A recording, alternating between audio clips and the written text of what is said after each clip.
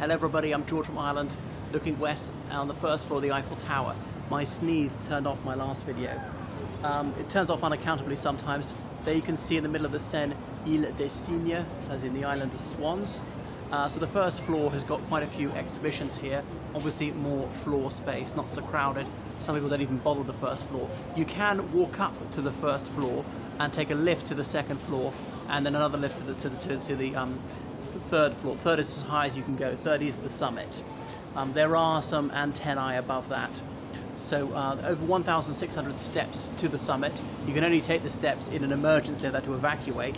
I was a bit nervous just in case that had to happen.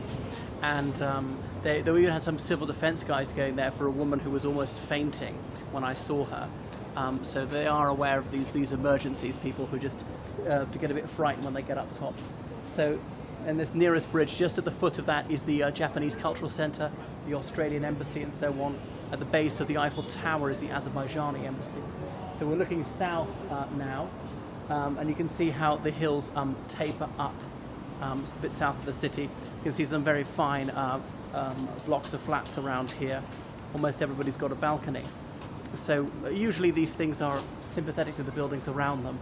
They're built in a style which is, well, consonant with their neighbours. So, you know, nearer are some of these like fin de siècle apartments. Beyond that is a rather plainer 20th century one, but not too bad. I don't know anything about architecture, but I've got some sort of idea of what's to my taste and what isn't. And you can see Paris is in bloom. Well, having said that, quite a few leaves have browned and have fallen already, so the trees wilting. Well, what a pity. It started in July even.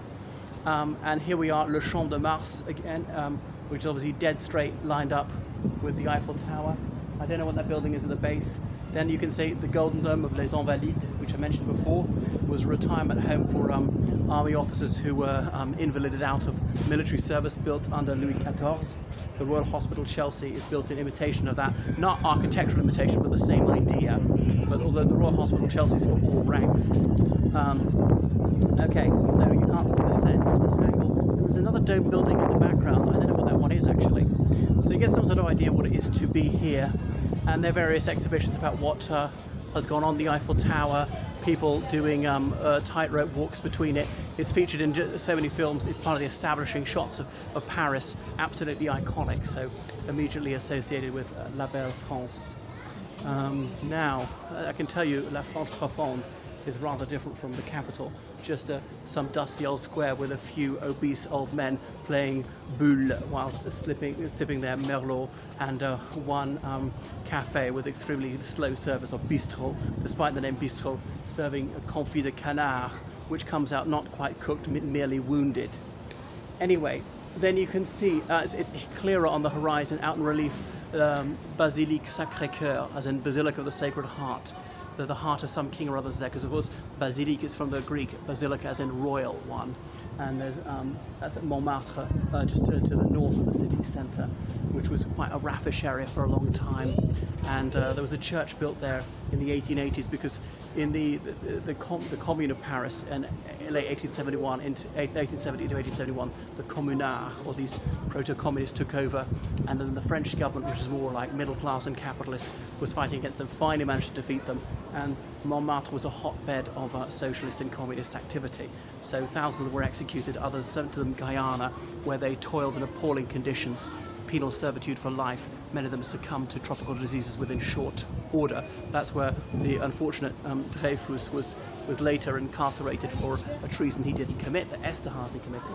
But anyway, after all that, there was no mayor of government, no elected government in Paris for a long time, because the government didn't quite trust les banlieusards, thinking these workers were too radical. There was a prefect appointed by the president, but a big church was built there in the 1880s, thinking that Catholicism would show people the way. Because obviously Christianity and Catholicism were almost synonymous in France, because of those who call themselves Christians, about 95% are Catholics. But a lot of people are not religious at all. Something like 40% of French people have no religious belief. Up to 10% are Muslims, but the government doesn't officially collect data, because that would be discriminatory. It's a secular state. France is a republic, one and indivisible, so it's of no interest to the government what your ethnicity is or what your religion is. The government is neutral in such affairs, does not favour or disfavour any race. Although one of my black French friends, she said to me, that's the theory but not the reality. Okay, so you can see the big glass dome building built in 1900 for the World Expo. The World Expo was also here in 1889 when this went up officially opened the 31st of March 1889. Obviously, Bastille Day is the 14th of July, and that's when the revolution is really celebrated. Didn't have much of a parade this year because of coronavirus, but this was opened shortly beforehand, so Gustave Eiffel is responsible for it. And the great and the good visited. So many VIPs came here, the crowned heads of Europe and various presidents and so forth, to showcase French splendor. And they even considered dismantling it in the 1920s because they couldn't afford to maintain it after the First World War.